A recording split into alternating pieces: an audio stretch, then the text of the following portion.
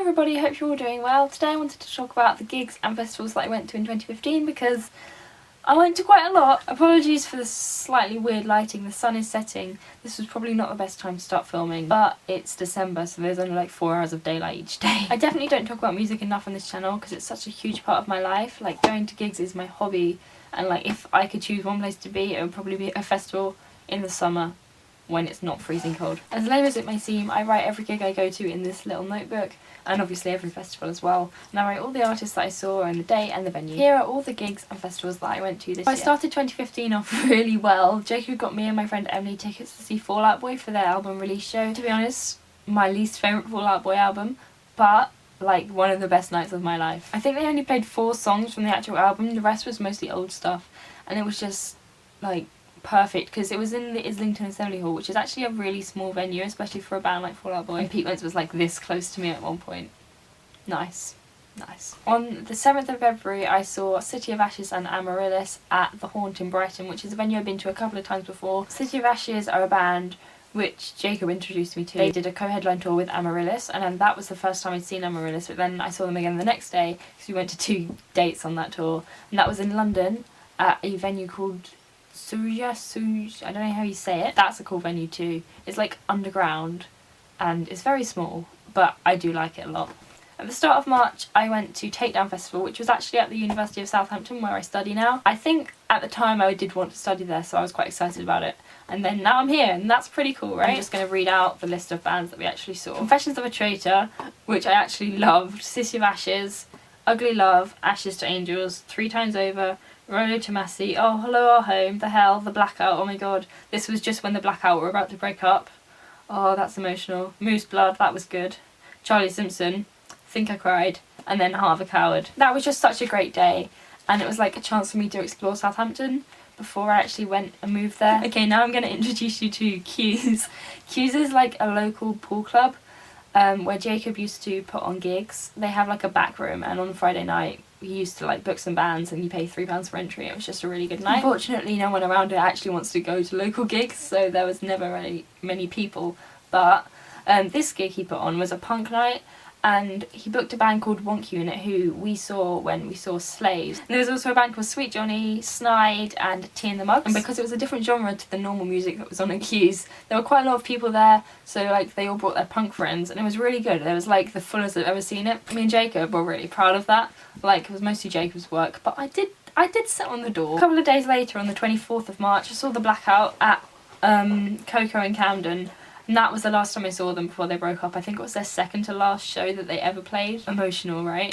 Okay, so remember what I just said about how successful that punk night at Q's was? This was the day after Jacob's birthday. It was supposed to be like his birthday gig that he put on. Once we got there, Hanshotfirst were there, and the other, I think 2 or 3 bands were. We found out that they weren't going to be playing. I can't remember why. I'm sure they had a reason for it. There was just one band, and there were 3 people in the room. Me, Jacob, and a guy called Sam who was doing like photography for his college project. We've had more successful times, but having said that, like Hanshotfirst put on such a good show, and I'm sure it must have been a bit awkward for them, seeing as there were like just 2 people listening and 1 person taking photos of them.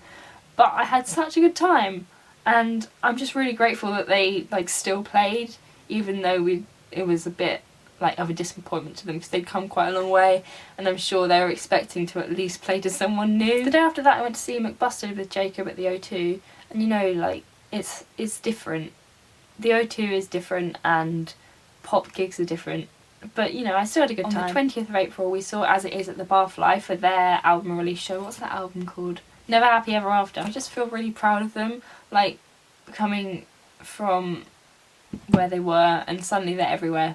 Like, that's really cool. At the start of May I saw Slaves 2 nights in a row, so on the 6th of May, which was my sister's birthday. I'm really sorry, Loris, that I missed your birthday. Then we saw them the next day, same bands played. Slaves put on such a good live show. One guy sings and drums and the other one plays guitar, and that's it, but it's just so good. Although I will say, every time I've seen them, their fans haven't always been the nicest, and have been a bit gross in certain sexist ways. On the 13th of May, which was the day of my first exam, I went to see As It Is and This Wildlife at the Garage in London. I got Jacob tickets for his birthday, but for some reason he couldn't go. Maybe he was working or something. So I went with Michaela, who is my friend from school and Jacob's friend from college. It was the first time we'd ever like properly hung out, just us two. So it was really nice, and we just talked all night and then saw these bands. It was kind of good that Jacob didn't go because I don't think he'd have liked this wildlife at all.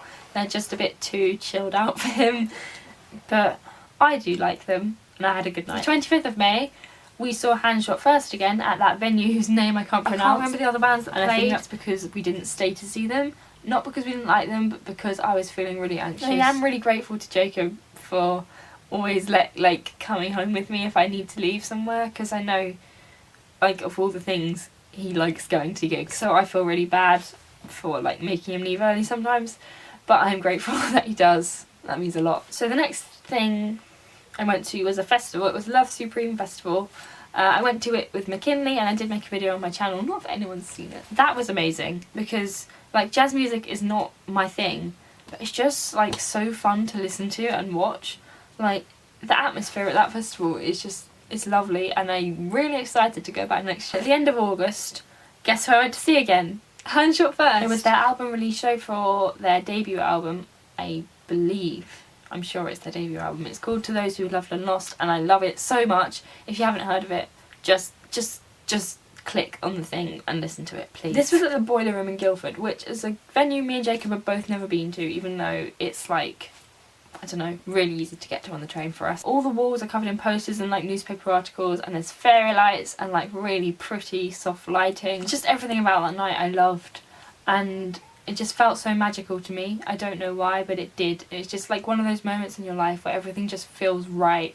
Then I went to Reading Festival, and for some reason it's not in this notebook. Reading Festival, how could I forget that? So on the Friday I saw The Straps, Panic at the Disco, where Jacob got punched in the face and then had a fight with the girl who punched him. Fun times.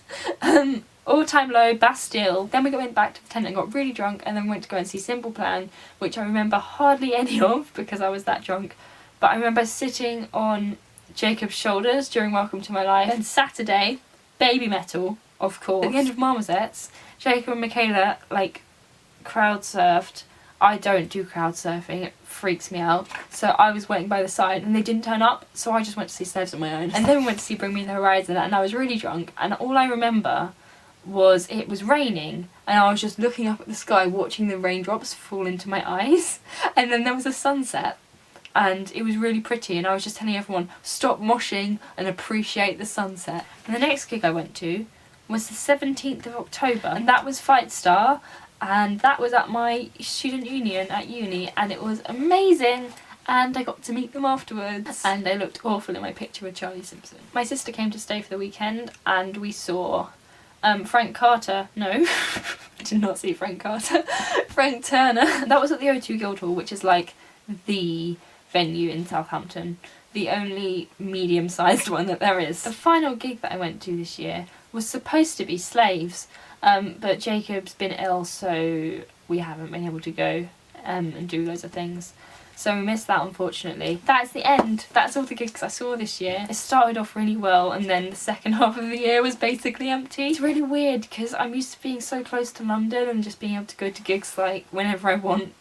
And then in Southampton there's nothing, and I'm just so bored. What I mean is that the people I want to see are not playing Southampton, so come and play Southampton, please. And hopefully this gave you more of an idea of the kind of music that I actually listen to, because I know I made the soundtrack to my life video, but a lot of that was just like Busted and High School Musical, yay!